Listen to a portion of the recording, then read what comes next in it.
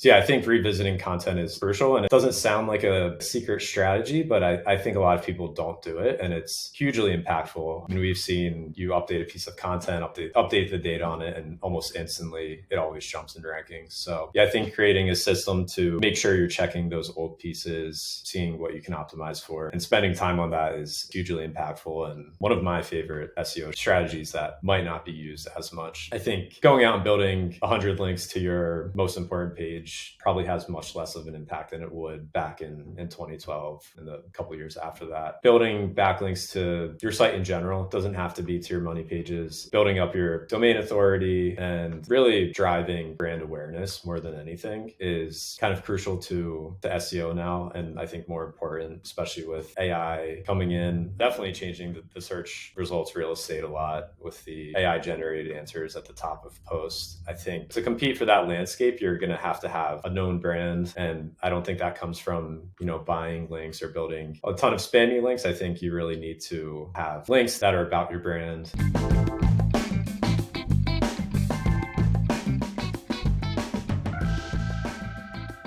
Hi, and welcome to the Optimized Podcast. My name is Nate Matherson, and I'm your host. On this weekly podcast, we sit down with some of the smartest minds in content marketing and SEO. Our goal is to give you perspective and insights on what's moving the needle in organic search right now. Today, I'm thrilled to sit down with Dave Rathmanner. Dave is a good friend and former colleague, and truly one of the best in organic search. He's experienced scaling organic search channels in a variety of very competitive industries like consumer finance and sports betting, and he's built a portfolio of his own websites in a variety of different industries. I consider Dave one of the best when it comes to building backlinks and technical SEO, and I'm thrilled that we are chatting with him today. There's a lot for us to cover.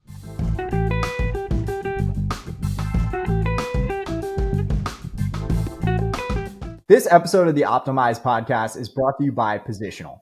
And on July 20th, Positional is hosting a webinar where I'm going to tear down 3 or 4 websites and provide actual feedback, tactical advice, and tough love for improving the search rankings of those websites. If you'd like your website submitted for consideration in my roast, you can submit it using the contact form submitted and provided on the show notes of this episode. And if you're just interested in attending the webinar, we've provided a link to the Zoom registration where you can sign up to be a guest and view the teardowns live as I do them. Hey, Dave, I really appreciate you coming on the podcast. It's awesome to talk with you today. Hey, Nate, thanks for having me. Excited to be on.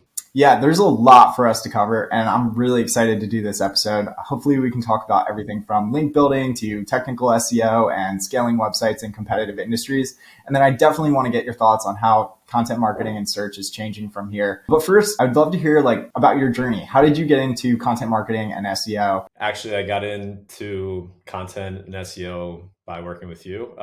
We were both seniors at the University of Delaware. I was studying biomedical engineering, but you and Matt needed help with LendEDU. So you asked me to help out. I was always interested in entrepreneurship. So, figured why not? So at the very beginning, I was managing the writers, editing, posting articles, kind of the basics of content. And then from there, we went to Y Combinator, raised some money, and then kind of scaled up from there. I think scaled up the content team to about 10 people. And I learned a lot over the years, all about technical SEO, link building, kind of manage each of the parts of the process and build out teams to manage those. So yeah, did that until I joined LendEDU in late 2015. Company sold early 2020, and I stuck around for a few months and then really had an itch to go start some of my own sites. Didn't feel like I had enough time to do it on the side, so decided to quit my full-time job. Yeah, launch a few of my own sites, do some consulting work, and that's where I'm at today. Yeah, and just a little background for the listeners. Like Dave mentioned, we worked together for a number of years at LendEDU, and Dave was one of our very first hires. When we first hired him, I think we gave him the pick of what he could do at our company. Our goal was just to bring on really talented and smart folks. And Dave quickly became a critical part of our go-to-market function, taking on content marketing and SEO as a core strategy for our business. And over those years, it was fantastic working with you, Dave. It was a good 5-6 year journey together. And you played an incredibly important role in terms of scaling our website from 0 readers per month to well over 400,000 readers per month from organic search by by the time we sold that company. Just want to say thank you for being a big part of that journey. And I know that there's a lot we can talk about that journey and then kind of where you've gone from there. Yeah, it was a great time. Definitely learned a lot coming in, knowing nothing about content or SEO. And then in 5 years, kind of getting a crash course by leading it with you. And it was a fun time and learned a lot. I think it taught me a lot to have the confidence to go start my own things and help other companies now as a contractor consultant. And Dave, you've been in content marketing and SEO now for a number of years, back to like 2014, 2015, when we first started working together. And I know that content marketing and SEO has changed quite a bit over the years. I think like the core principles are still the same, like pick the right keywords, create good content, build some backlinks, and it'll work. But from your view, like what has changed? How is SEO changing from here? It'd be great to get your thoughts on that. Yeah, I think the first thing that comes to mind is it's a lot more competitive.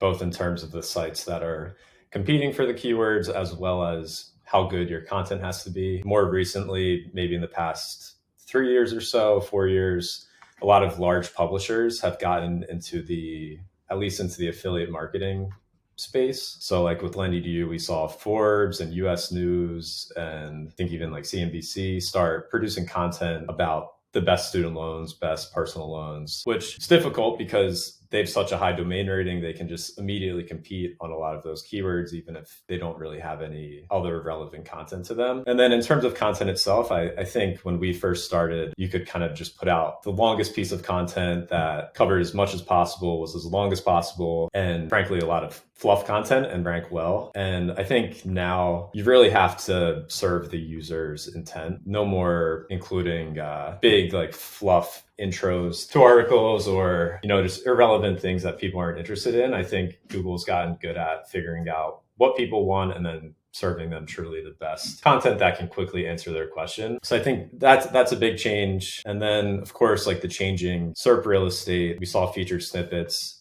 start getting more prevalent. I don't know when they first started, maybe like 2016 around then. Yeah, really having to not only just figure out what keywords to go for, but actually looking at the search results and seeing, okay, are these keywords even going to get clicks, or are people just going to see the featured snippet and move on with their journey? So those are some of the first things that come to mind. I think link building is another one, if you want to get into that. Yeah, I definitely want to talk about link building. But just taking a step back, I agree with you. I think search intent is more important than it's ever been. Like you said, back in like 2014, 15, 16, you could just create like one massive mega guide at like 6,000 words and rank it for like every keyword in that category. But it feels like in 2023, like the better approach is to have, very specific pieces of content that align to like every single type of search intent within like a category of keywords. And frankly, that probably means creating a lot more content, or at least individualized posts. Do you think like from a competitive sense, it's more expensive to build out a content marketing channel, an SEO channel, than it might have been back in like 2015 or 2016?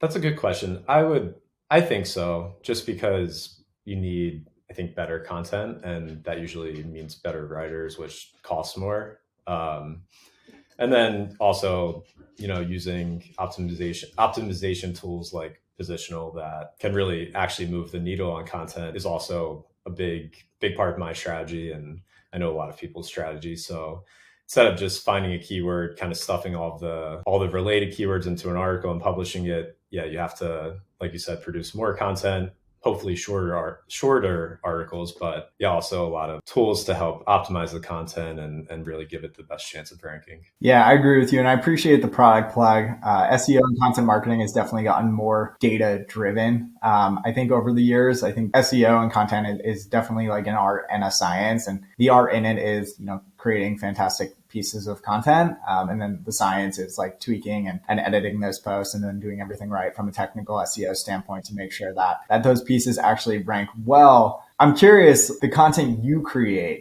do you typically use like freelance teams? Do you create that content internally? Like with the sites and the clients you work with right now, how do you actually create these pieces of content? Yeah, it's kind of a mix.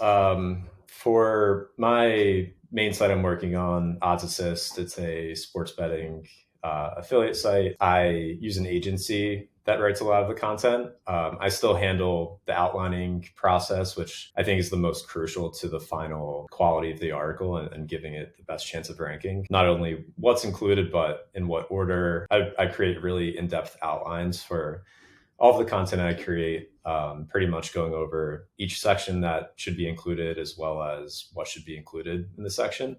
So I use an agency for my site. For the sites I work with, other startups, I usually hire writers off Upwork. So I'll look for an expert in the space. If it's a healthcare site, I might look for a doctor that has a lot of writing experience and hire them, and then kind of manage that process, manage them myself. Yeah. And what does a piece of content cost in 2023? I know it varies depending on your industry or like the length of the piece of content, but in general, like what are you spending either for your own sites or for the sites that you work with to actually like create a piece of content? I think the average I pay is probably around 10 cents a word. So $100 for a 1,000-word article. I've seen writers apply for my jobs that want 25 cents or 50 cents or even more. So it varies a lot. I think it depends on what industry you're in. If it's highly technical content, I know that can cost a lot more, especially if it's including coding examples and things like that. But it definitely varies. You can still get content for probably a penny a word, but it's probably not going to be super good. So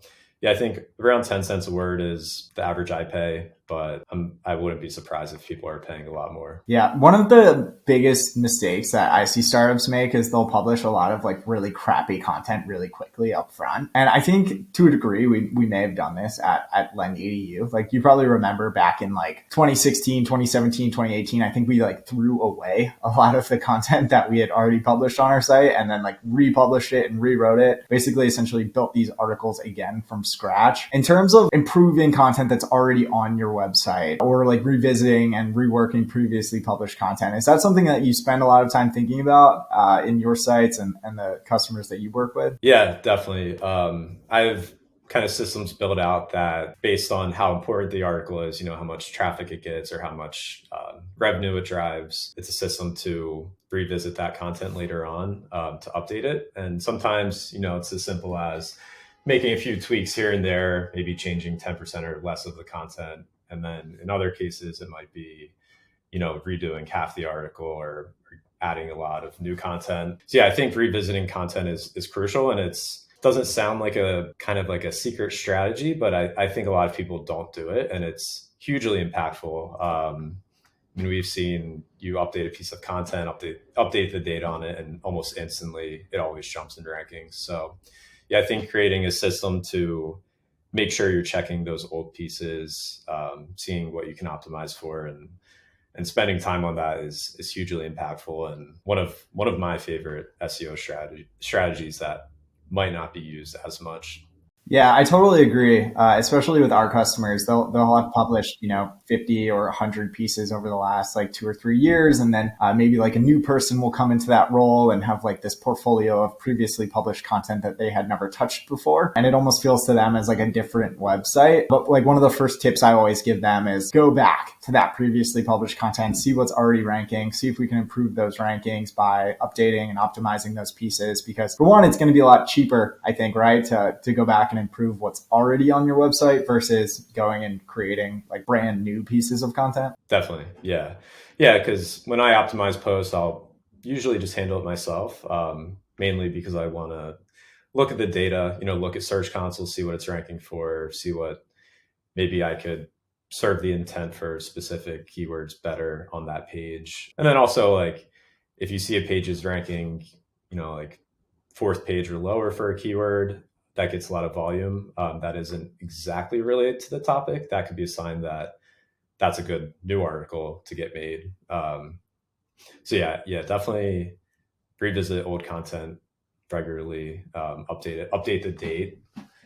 Aside from, I think, signaling to Google that the post was updated, the dates also often get pulled into the search results. So if you have an article from 2018 now, someone might be less likely to click it since it's 5 years old. Yeah, it always amazes me when I see like a vertical where like the top ranking posts are from like 2014, and then I say to the startup or the website like, "Wow, this is like a huge opportunity for you." If like the top ranking posts are from 2014 and 2015, like from a user perspective, I think I would much rather click on a post from 2023. And I do want to like push back there a little bit. I thought Google said that your publishing dates don't matter. Is that something they said? I mean, I know that I update all of my blog posts, but do your publishing dates actually matter in your opinion? I think they do. I think it depends on the content. So I think there's something, I don't know if this is a Google term or something that someone else said, but query deserves freshness. So essentially, when someone searches this, they should get a recent result. So for keywords like that, definitely, I think maybe like landing pages and more evergreen content that the information doesn't change often, maybe not as much. Any page that is on a topic that changes frequently, I think definitely plays some impact. It's hard to know how much, but and also I feel like Google's always changing what they say and contradicting themselves. So who really knows? I do really want to talk about building backlinks because almost every single day I'm asked about backlinks and if they should be building them and if they're important or if they should be buying them. And so maybe it's a starting point like, are backlinks still important in 2023? Yeah, I think they're definitely still important. My thoughts have been changing on them, especially more recently with AI. But I guess going back to, like 2012, I think you could buy backlinks, buy a lot of links on maybe not the best sites, and they could have a big impact, especially to the page you built them to. I think more recently over the past 5 years or so, my theory is that page specific backlinks don't have as much of an impact as your domain authority as a whole. So I think going out and building 100 links to your most important page probably has much less of an impact than it would back in 2012 and the couple years after that. Building backlinks to your site in general. It doesn't have to be to your money pages. Building up your domain authority and really driving brand awareness more than anything is kind of crucial to SEO now. And I think more important, especially with AI coming in, possibly changing or definitely changing the search results real estate a lot with the AI generated answers at the top of posts. I think to compete for that landscape, you're going to have a known brand. And I don't think that comes from, buying links or building a ton of spammy links. I think you really need to have links that are about your brand. Yeah, and I agree with you that I think backlinks are still really important at a domain level. I always like to say like backlinks get you like in the running. So if we're trying to like qualify for like the Boston Marathon, we need a qualifying time, and that gets us into the race, at least able to compete.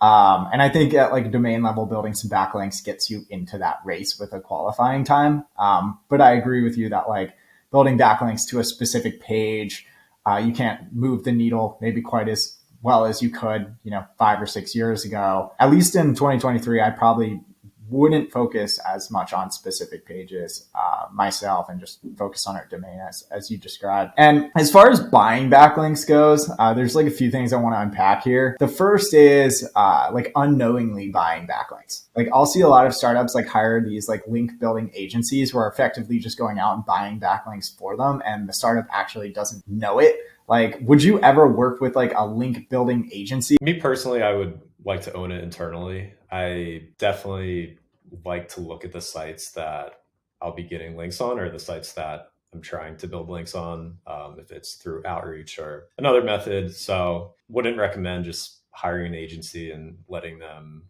kind of go out and buy a bunch of backlinks and charge you twice as much as they paid for them. I think Google's gotten a lot better at figuring out what backlinks are paid for and maybe not penalizing your site, but just discrediting them. So if you're spending $5,000 a month on backlinks, you might be only getting, of those 50 links or whatever it is, maybe only 10 of them actually have a factor in Google's eyes. So yeah, I think you have to be really careful. Buying links can work, but you have to make sure the sites you're buying links on aren't just spammy sites aren't just made specifically to sell backlinks. I think if you go to a site, go to the blog and look at the first 5 posts or so, you can pretty quickly tell if it's a legit site or not, as well as how the site's performing in organic search. So if you see a site that had 100,000 traffic a couple months ago, and now they're down to 10,000, you probably don't want to buy a link on that site or even try to outreach to that site to get a link. Yeah, I agree with you. I think Google has certainly gotten a lot better at identifying like what would be a low quality or a paid backlink. Yeah, I think good sites now, like you'll see people claiming they can get you a link on Forbes and other big sites like that, but it's always $1,000 or $5,000. So $5,000 for a backlink. yeah. And I'm sure people are paying for it too. So Geez, maybe we should be in that business and not our current business. I think one thing I do want to get your thoughts on are like link swaps. I get these emails like every other day, and I'm sure you get them too. And I get them from like very large established brands. Like we're talking like Series D enterprise SaaS companies and like some publicly traded firms who will reach out and say like, hey, like we'll trade you, like we'll give you a link if you give us a link. Like, is that something like I should be doing? Is that something like our customers should be even thinking about? Or is that essentially in the same camp as like buying a backlink? yeah, I think the latter there. I wouldn't recommend it as a sole link building strategy or even as a part of the strategy. I think if it's natural, like if you're working with a software company in a similar space and you think some of their readers could be interested in your tool and you're doing a guest post that is actually useful and a good piece of content, I think, I'm not sure how much the link would count if Google can understand that there's a swap going down. I think in cases like that where it makes sense for the business to have a post, it can be good to do a few times, but I wouldn't go out and try to swap links with 100 websites. I think it should be easy for Google to understand that if you link to website B and a week later they link to you, seems like it wouldn't be too hard to figure out what's going on. Yeah. And you and I are both a fan of like building backlinks the old fashioned way. And we build backlinks like using a number of different methods. Like what are some of like your favorite strategies or techniques to building backlinks at either a small scale or at a very large scale? I think if you asked me the question 5 years ago or 7 years ago, it'd be just outreach to websites. More recently, it's just become too oversaturated. I get the emails all the time, like multiple a day saying, hey, we published this new resource guide. I think it would be a good fit in this article to help your readers. And I think webmasters and people running sites are kind of understand what's going on now. I think it can still work, but it seems like it's getting less effective. So that's one. My favorite, I think, is finding survey data or running surveys, finding publicly available data and crafting them into a study, and then reaching out to journalists, letting them know about the findings and trying to get coverage. I think we've gotten covered by all major media outlets like New York Times, CNBC, all the big ones. So I think that's a really good strategy. And it not only gets your brand out there, if you're getting mentioned on CNBC or Forbes, whatever it is, that gives you some brand recognition. And then you also get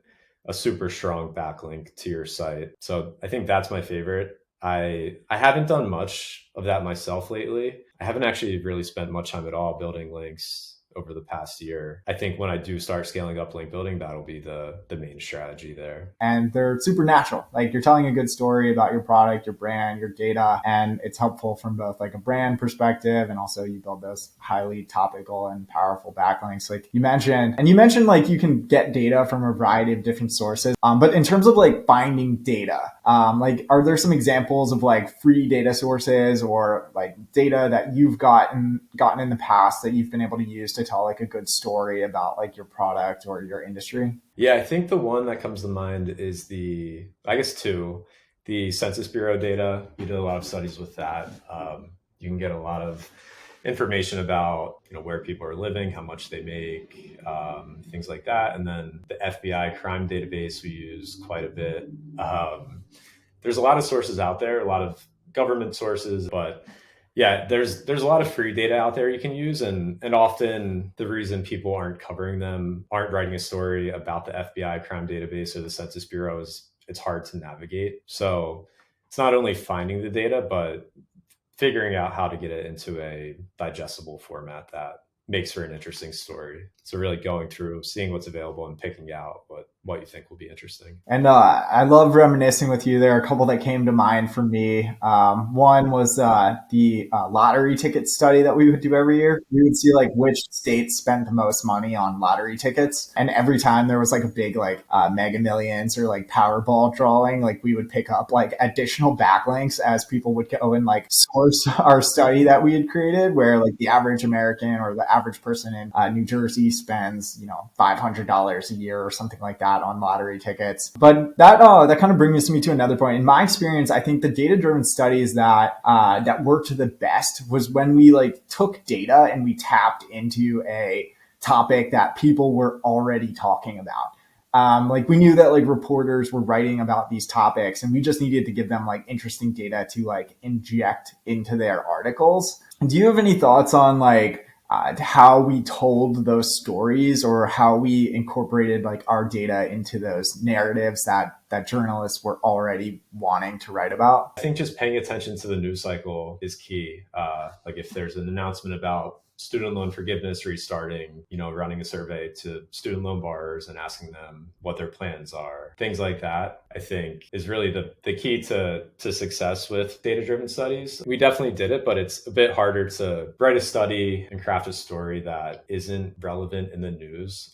You might get some coverage, but yeah, if you can produce data for what is already being written about, then people are gonna much more likely to include it. So for example, like we knew it was like fantasy football season, and we're like, how can we tie in fantasy football to consumer finance? Because like we still want those stories, right, to be like topically relevant to the product or our website. And I remember we did a study on like how much or like how consumers are buying into their fantasy football groups, and it turned out that like 80% of all like Venmo transactions in like a specific week or something like that were for fantasy football. I think we had to get really creative in terms of how we take that newsworthy event and actually like tie it back to consumer finance, because that was ultimately like what our website was about. Yeah, definitely. I think that's a good point. You should try to make your studies related to your business. I think we probably did a few back in the day that weren't directly related and got a lot of links, and it's a lot harder to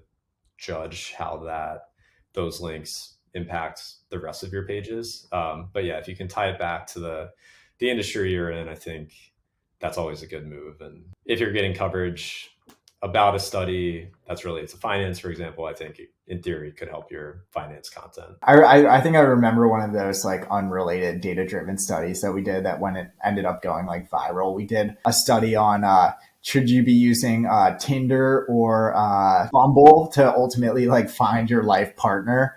And it like turned out that like Tinder was like not the place to like find your future spouse. And that story ended up like going viral in all of like the teen magazines. Before we move on from this, I just want to like talk a little tactically, like how we actually like put this into motion. So we've identified kind of those core news stories that people are talking about. We've gone and collected interesting data on these topics. We've put together like an interesting report that tells that story with data. And then what do we do from there? Do we just like email like a bunch of journalists? Like, how do you actually get like a journalist to take that and run with it? Journalist databases you can use to find journalists that are writing about those topics. And then from there, crafting a pitch to email them. I think some of the key points there to hit: keep it short. No one wants to read 1,000 pages about your study or has the time to. So I think usually we'd have a quick intro like, hey, I want to let you know about the study we just published. Here are the key findings. List off maybe the 5 most interesting findings, and then kind of sign off with, let me know if you have any questions or want to use any of the graphics from the report. Happy to help. And then, yeah, kind of send it off. The first few times, it's definitely more difficult, especially if you have a lesser known site. But as you do more and more studies, especially on the same topics, you'll start to build relationships with journalists. And we've seen journalists come to us and ask for quotes or ask if we have data on a topic. So yeah, I think it can be difficult to start, but over time, as you build those relationships, it gets easier. I think what we found is like the key was to getting like one journalist to write about your data. Like if you could get one journalist to write about your study, then all of the other journalists would copy them. And that like never ceased to amaze me. Like the journalists get their ideas from other journalists largely. And so if like a large media outlet wrote about your study or piece of content, like odds are there was going to be like 10 or 20 other journalists that would see that article and then also write about it too. All right, Dave. Well, I've really enjoyed talking about link building. I want to move on into some other pressing topics that everyone is asking me about right now and get your thoughts. The first one is AI generated content. I get asked about this every single day. Like, should I be using AI? And it seems like our customers kind of fall into three different camps. Like, I only want to use AI. I never want to use AI, or I want to use AI as like a supplement, as a strategy for going after like longer tail keywords. So I guess my question to you is, should I be using AI to generate content on our website? Like, should our customers be using AI to generate content on their websites? And then are you using content generated by AI on your websites? I think it's a tricky question. I think you can use AI to create content on your site, but I think there's some components. If you want your content to rank long term and have a chance, especially as a bunch of other sites start publishing the same articles with similar prompts, that you have to do to really stand out. So one, I think creating an in-depth outline or brief, whatever you want to call it, and thinking about how the article should be structured. I think that's really important. What should be included. I think you need to use a prompt that isn't just write me 1,000 words about what is SEO. I think you have to really think through the article and plan it just like you would any other piece of content. And then once it comes back, add things to the content to help it stand out. So, expert quotes, add sources in. I don't think many of the AI content tools create or include sources right now. So I think that's important, making sure all of your facts and statements are backed up. And then some other things, maybe including video, and really heavily edit the AI generated content for both grammar and voice, maybe trying to remove some of the repetition that tends to come from AI generated content. So I think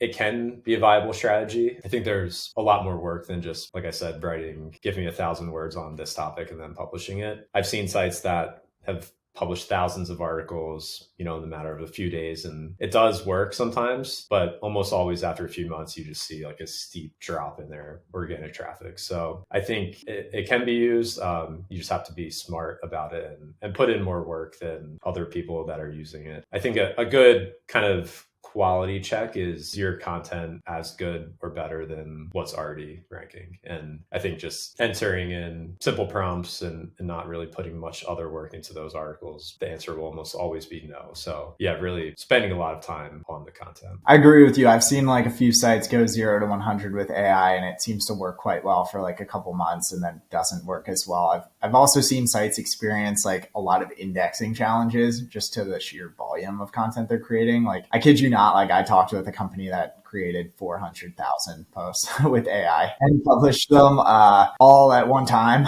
And they had like 50 sitemaps or 500 sitemaps, something crazy.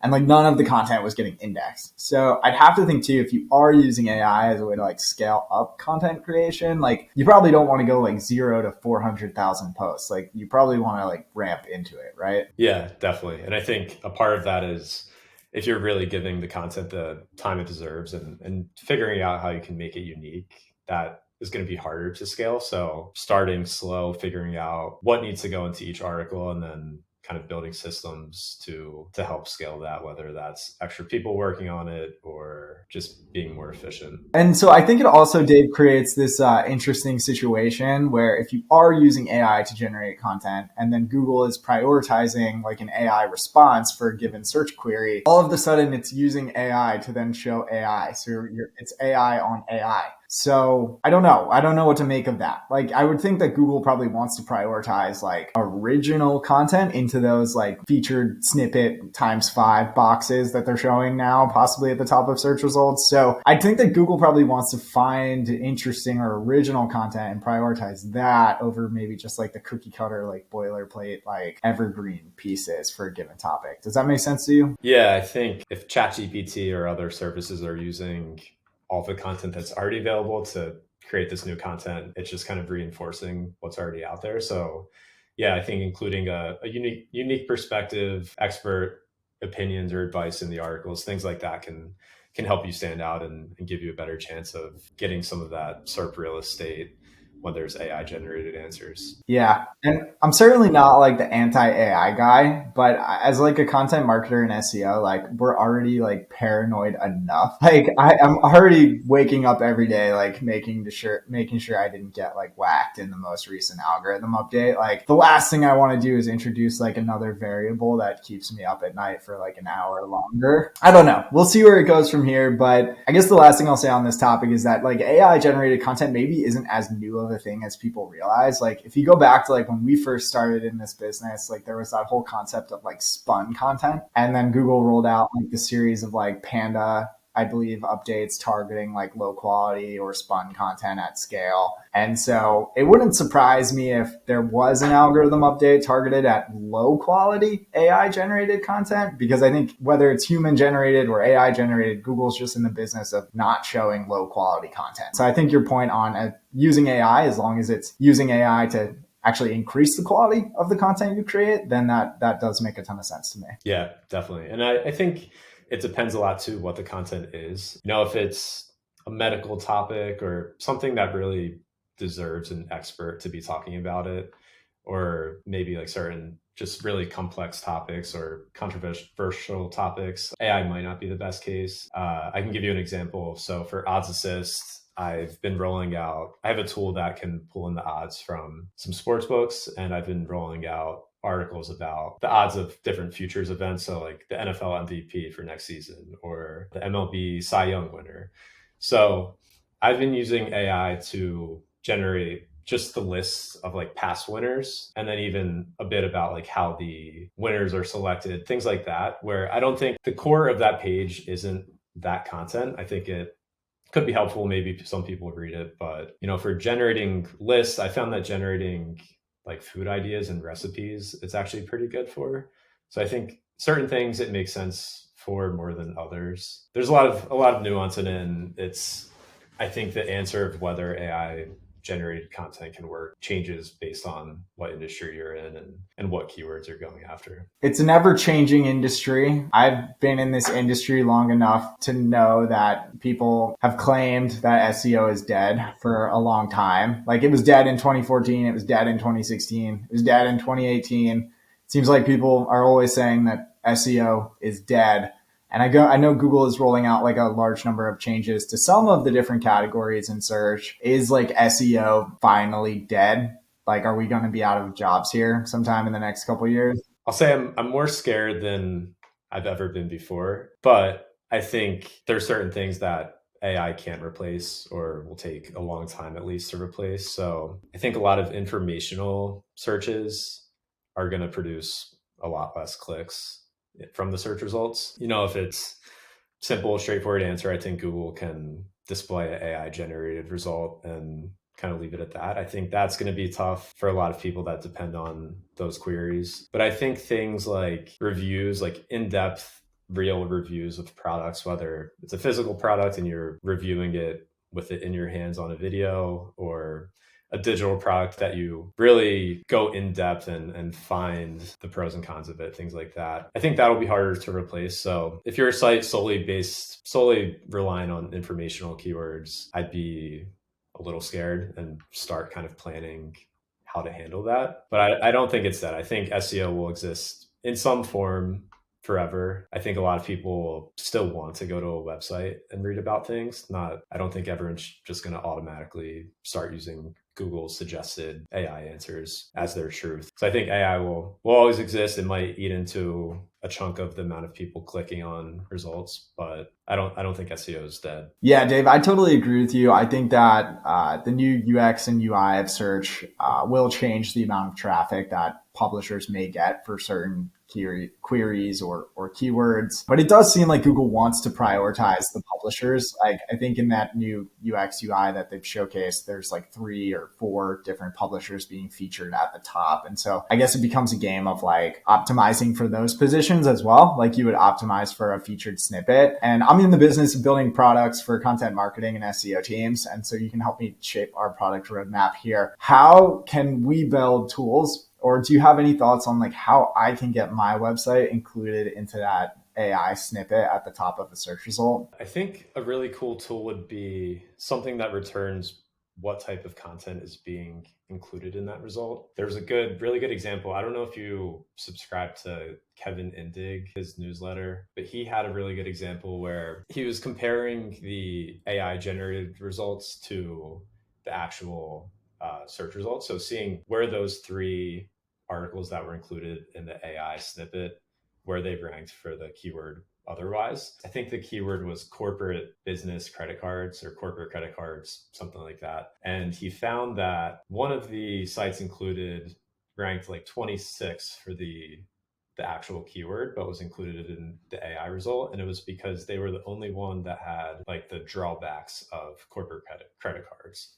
So I think seeing what's being included in the result and making sure that's included on your page, as well as maybe having something unique that the other sites ranking for that keyword don't have, gives you a good chance of getting up there. That makes sense. So trying to figure out what those existing search results might be missing, and then are there ways that you could build a more complete answer or article that is different but uniquely helpful to a particular search, and that might earn you placement into those featured boxes? Yeah, I think the formatting of your content, just like with featured snippets, matters too. I think we've seen a lot of bulleted lists get pulled in, or even pulling in like the H2s on a page. If it's best credit cards, it might pull in each H2 that has the name of the credit card. Making sure you're using headers, lists, kind of replicating what's already in the AI generated answer. Making sure you say things quickly and directly, not having a long drawn out paragraph that isn't going to fit in that limited space that's available there. Yeah, just answering the question directly and cross your fingers and hope you get one of those spots. Yeah. And by the way, for like our listeners, if you're not using H2s or H3s, like you should be using them. This is like a fairly common mistake that I see our customers use. They'll have like a fantastic H1, but then no H2s or H3s. And those are extremely helpful, like Dave said, for getting included into those featured placements, but also just really helpful for your users and helping them get through like a large block of text. Make sure that you include headers in your posts. It's always the best practice. Okay, Dave, I think we've covered a lot, and I've really enjoyed doing this. And so I think we're going to try out like a quick rapid fire round, 5 or 6 questions. You can just give me a really quick answer. Does that sound good to you? Yeah. What is your favorite SEO tool or tool set? I think Ahrefs, that's the one I use every day. Check ranking movements, look at competitors, keyword research, looking at what backlinks are coming in. Pretty much anything I'll use that for. I have the Chrome extension too. So when I'm looking at search results, I can quickly see the DR of the sites that are ranking, how much traffic they're getting with one click, see what keywords those pages are ranking for. That's what I use pretty much anything I do with SEO. So yeah, that's my number one. And what are 1 or 2 things that you see content marketers or SEOs spending time on that is just a total waste of time and not worth doing? I think the 2 things we've talked about in this episode, mass producing AI content. I think that's, without putting much work into it, that's definitely one. And then buying links on spammy sites. I don't think those are bringing much value, and it's a waste of time. And as far as technical SEO goes, what's like the must do thing or that technical SEO concept that you're constantly coming back to and making sure that like you're doing it right? I think having just a good user experience on your site. So basically the things that core web vitals look at, making sure your site loads fast, making sure it's not moving around on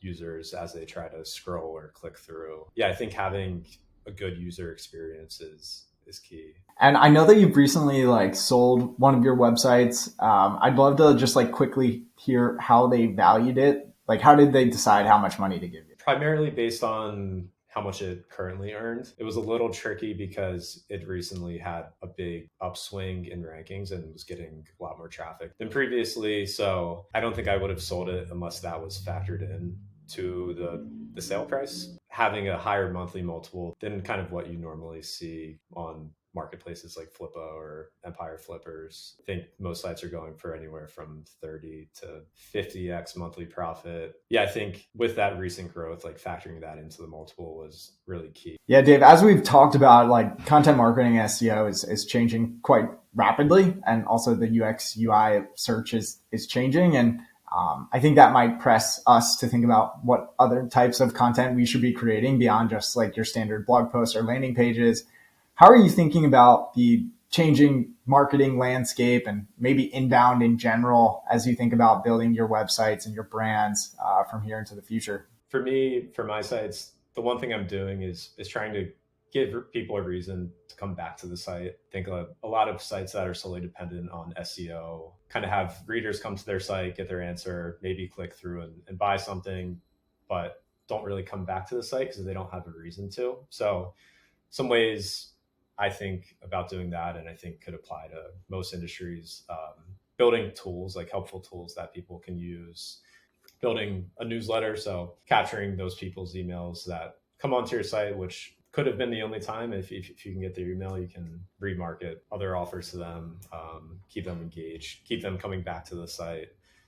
Video, I think, is going to be an important one. I'm not sure if you saw Google announced, I think they're calling it Perspectives, which is like a new tab in the search results. The few examples I saw from that included a lot of TikTok and YouTube. So I think creating video content and review articles that really highlight your personal experience can be impactful, and give you a chance to still get some organic traffic to your site. Are videos also like a core component of building a good piece of content that will rank in search? Maybe not every piece, but I think you can kind of intuitively think, okay, like would a video be more helpful on this topic or more interesting in cases like that? I think it could make sense. And if you're using AI to create articles, I think that can be one way to differentiate your content from the other AI generated articles that are out there or will likely be coming soon. My final question is on domain names. Do domain names actually matter? Like, does your URL or your TLD actually have like an impact from your perspective? I think .coms are always the best if it's available. I think it also can change based on the industry you're in. If you're creating an AI company, like I think having .ai is fine and people wouldn't be less likely to click that. But I think .nets and some of the other, I think you can get like .money and insert random words. Thanks so much, Dave, for coming on the podcast. I really enjoyed having this conversation with you, and I think we covered some really interesting topics today. And given that we don't have external ad placement here on the podcast, I do want to give you a quick one. For all of the listeners who are interested in learning about sports betting and getting the most up-to-date odds before they place their next bet, you can go over to Dave's site, oddsassist.com, and get all of that great information and videos in one place. And then I know Dave also mentioned he'd be happy to connect with any of the listeners on this podcast. You can reach out to him directly via LinkedIn. His name's Dave Rathmanner. He's always interested in learning about new projects and opportunities or just answering any general questions you might have about content or SEO related to this podcast. So if you'd like to connect with Dave, head over to LinkedIn and add him. I've already done that. He's a great person to connect with. I encourage you to do so. Thanks again, Dave. It's been great to have you on.